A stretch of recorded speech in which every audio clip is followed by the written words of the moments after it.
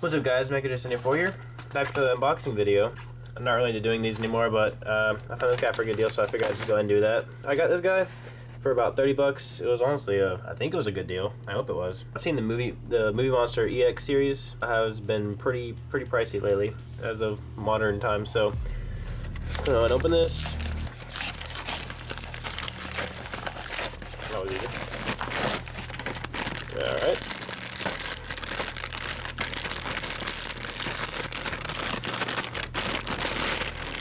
So, here I have the Movie Monster series, classic Mechagodzilla.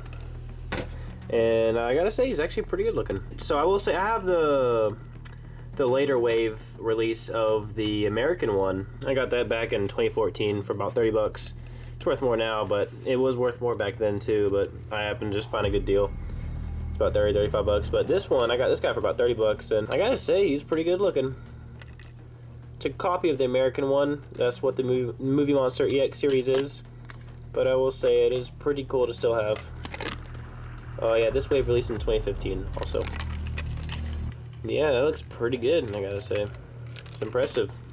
So as far as the review for this guy, I gave him a thorough examination, and I gotta say, this is actually impressive for just a remastered American figure.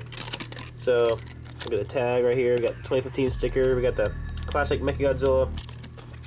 Right here, we just got, you know, good old Japanese writing. And so let's look at this.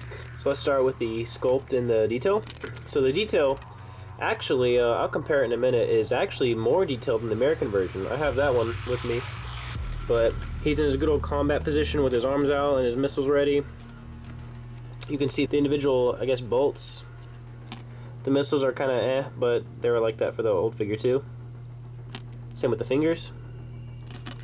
He has a nice metallic fold and shine all over him, just like the American one. Gotta say, this is a very movie accurate figure, by the way. Very movie accurate. I love it. The teeth aren't quite individual, but they're there. I guess some of them kind of are, but he has little missiles in his mouth. You can see that right there. He's got the nice folds and metal plates on his tail here. And as for the metallic dorsal plates, they're all here too. All nice and stiff. Seems like my figure has a little color distortion right there. The arms sort of have that stereotypical robot arm effect, just like the movie. Has little ears there. His little knee missiles. Very movie accurate figure overall. Sculpt in this thing is amazing. Just as good as the American figure, because it is basically the American figure. But overall, very nice job. Very nice job. Let's compare him to the sculpt and detail of this one. Actually, I'm impressed. This is more detailed than the American figure. I don't know if you can tell. Let you look at this here. It's kind of hard to tell over the camera, but it is very much more detailed. This looks more metallic and is more detailed, no little crevices, than this one is. This one's kind of smoothened out. Take these two areas, for example. But it's very hard to tell, but it's there. And it might just be because it's old, but this one is shinier than this one. I kind of like it better. It gives it more of the robotic look. Another thing for the sculpt I can see different is in the Japanese one, it doesn't seem, the foot doesn't seem quite as detailed, as you can see there. It's also a little bit dimmer looking, the EX series one. This is what's on the foot, 2009. Very cool. Another thing for sculpt is, compared to the American one, his head's more upright, forward facing, versus looking down like the American figure.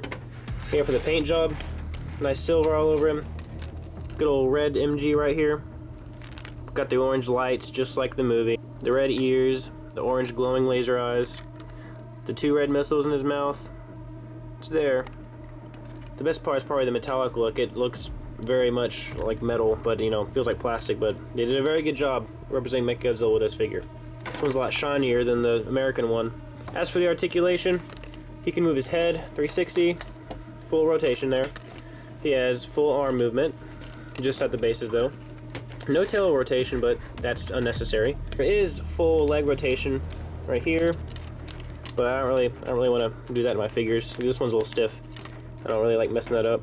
But yeah, you can pose him how you like, as far as it limits you. If you want to make a stop motion, twist his head all the way, you can, just like how he put his shield up in the movie.